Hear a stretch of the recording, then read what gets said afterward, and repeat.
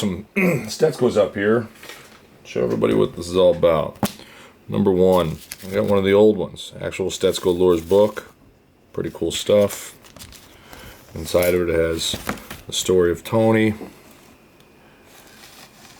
Talks about the different plugs, different colors that are available.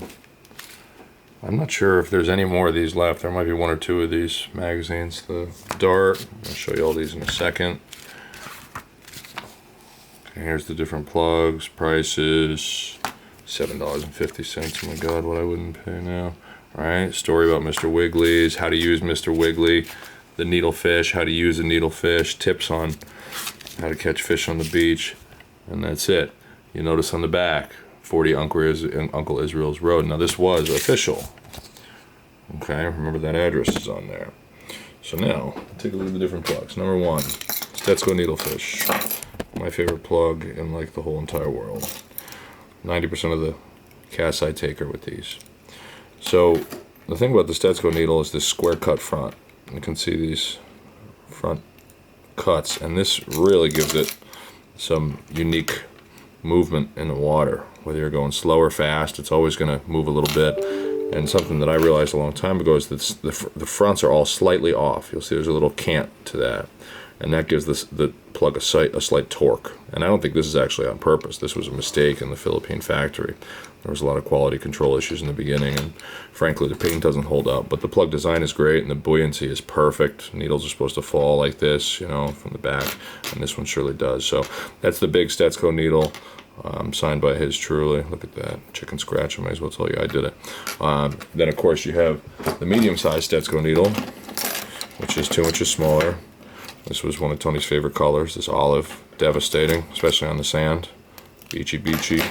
Then you have my personal favorite plug of all time, the mini Stetzko needle. Tiny little thing, it's about 4 inches. And boy, these things just slay bass. Big bass, little bass.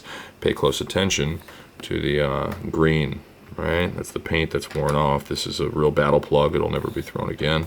But the point is that green, some of these imposters that we're seeing, they have a very similar green on them. Supposed imposters. I'm not sold.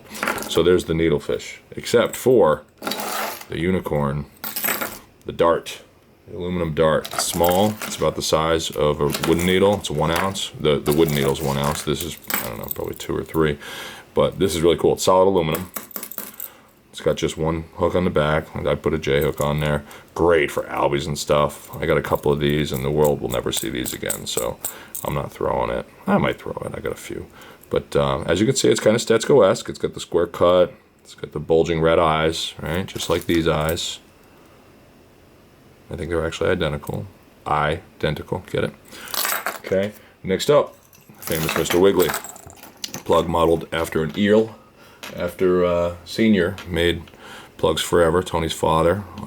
He's the one who came up with the Wiggly, and most of these were actually originally his designs. Tony was less of a plug maker and more of an artist and fisherman, but his father was prolific.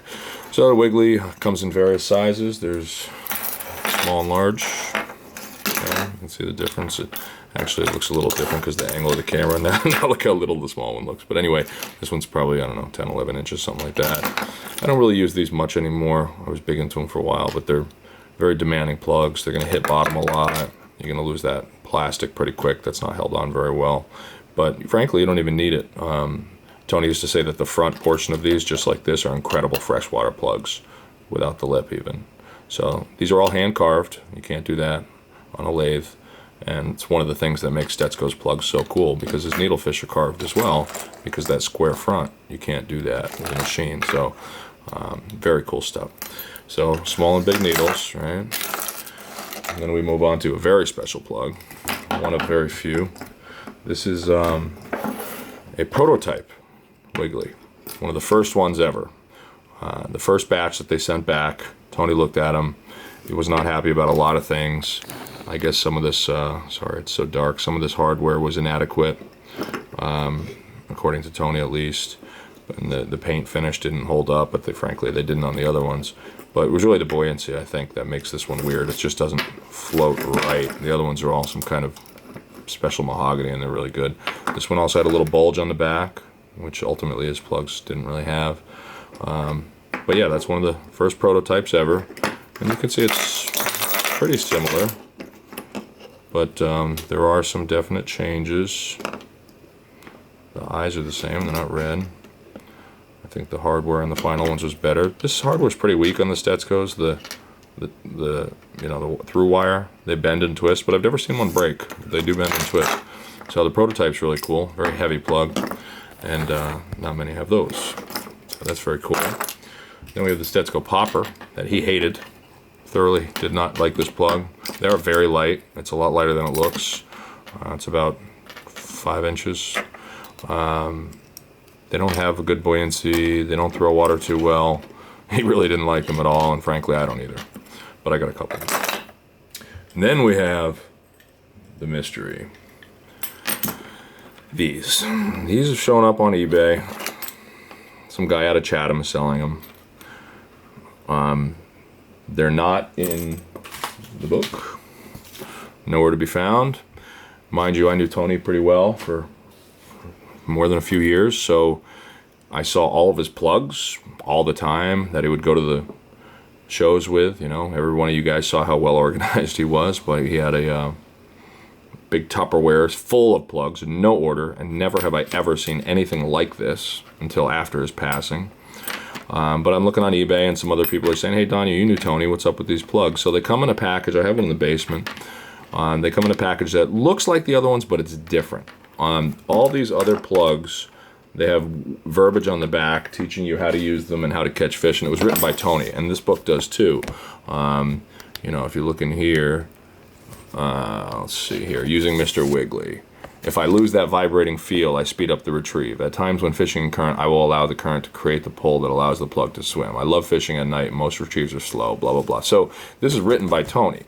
And the back of these plugs, the descriptions were often the same as this, but they were also written by Tony. And you can hear him. Anybody who knew him can hear his words because he wrote it.